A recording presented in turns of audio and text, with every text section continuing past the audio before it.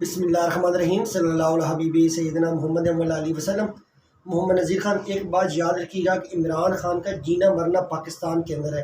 وہ کسی صورت میں بھی پاکستان سے بھاگ کے نہیں جائے گا، ملک چھوڑ کے نہیں جائے گا۔ آپ اس کو جتنا مرضی ڈرا لیں، دھمکا لیں، پریشرائز کر لیں، اس کی پارٹی کو توڑ دیں، اس کی پارٹی کو کالعدم قرار دے دیں، اس کا جینا مرنا پاکستان میں ہے۔ وہ پاکستان چھوڑ کے جائے گا کیوں؟ نہ ہی اس نے کوئی بیرون ملک جائیداد بنائی، نہ ہی اس کے بیرون ملک کوئی بزنس ہے، نہ ہی اس کی بیرون ملک کوئی اکاؤنٹس ہیں، نہ کہ اس کی جو دولت ہے بیرون ملک میں پڑی ہے جس کی حفاظت کے لیے وہاں پہ جائے۔ اس نے تو ساری عمر پاکستان کی خدمت کی ہے، پاکستان کو ورلڈ کپ جتوا کے دیا، پاکستان میں شوکت خانم کی بنیاد رکھی، ایک لارج سکیل پہ سوشل ورک کی بنیاد رکھی ریئل حقیقی معنوں میں، پھر نمبر یونیورسٹی بنائی، القادر ٹرسٹ بنایا۔ تو عمران خان کو کوئی انٹرسٹ نہیں ہے باہر کے ملک میں جانا۔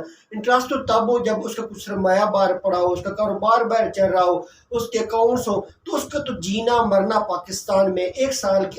پچھلے ایک سال سے جس طرح اس کے خلاف پولیٹیکل وکٹمائزیشن کی جا رہی ہے، اس کے اوپر اٹیک ہوا، اس کے گھر کے دیواریں توڑیں گی، کس طرح اس کے اوپر غیر قانونی طور پہ ایک وارنٹ کی آڑ میں 24 گھنٹے اس کے گھر کے اوپر آنسو گیس شیلنگ وغیرہ کی گئی، وہ ملک سے نہیں بھاگا۔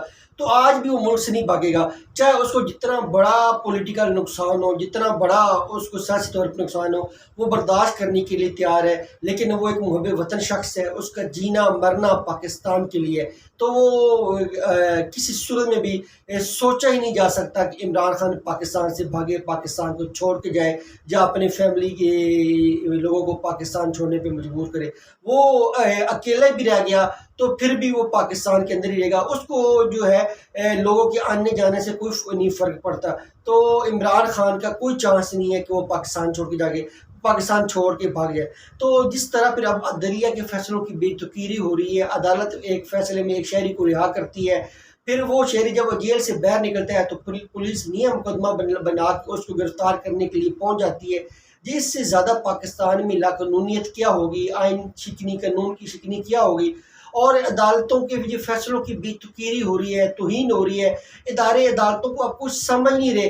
عدالتیں اس کا مطلب ہے اداروں نے فیصلہ کر لیا کہ شخص اس وقت رہا ہوگا جب ہم کہیں گے کہ یہ شخص رہا ہونے کے قابل ہے۔ عدلیہ چاہے جس طرح مرضی اس کو ضمانت دے، رہا کرے۔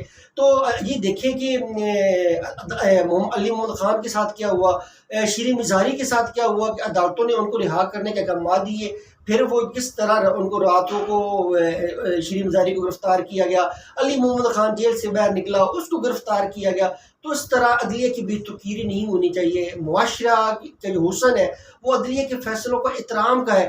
آپ کو ہر صورت میں عدلیہ کے فیصلوں کا احترام کرنا ہوتا ہے، عدلیہ کے فیصلوں پر عمل درآمد کرنا ہوتا ہے۔ تو پھر جس طرح خواتین جن لوگوں کا سیاست سے کوئی دور تک تعلق نہیں ہے، ان سے جس طرح بدسلوکی کی جا رہی ہے، ان کے ساتھ جس طرح تشدد کیا جا رہا ہے، عثمان ڈار کی فیملی کے ساتھ کیا ہوا کہ آپ کو یاد ہوگا کس طرح اس کی والدہ کو گالا گلوچ کیے گا۔ ایون مہر بخاری ہیں، انہوں نے اپنے ایک ٹویٹ کیا کہ ان کی کزنز کے ساتھ تھانے میں کیا ہوا، کس طرح ان کے ساتھ چھیڑ چھاڑ کی گئی، بدسلوکی کی گئی۔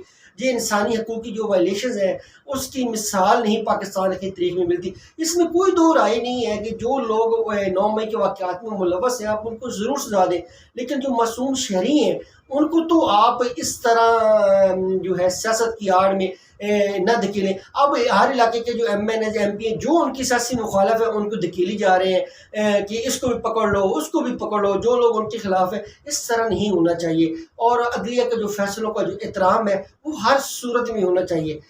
انشاءاللہ پاکستان ترقی کرے گا، اور جو غریب آدمی ہے اس کو ضرور ریلیف ملے گا۔ پاکستان زندہ باد۔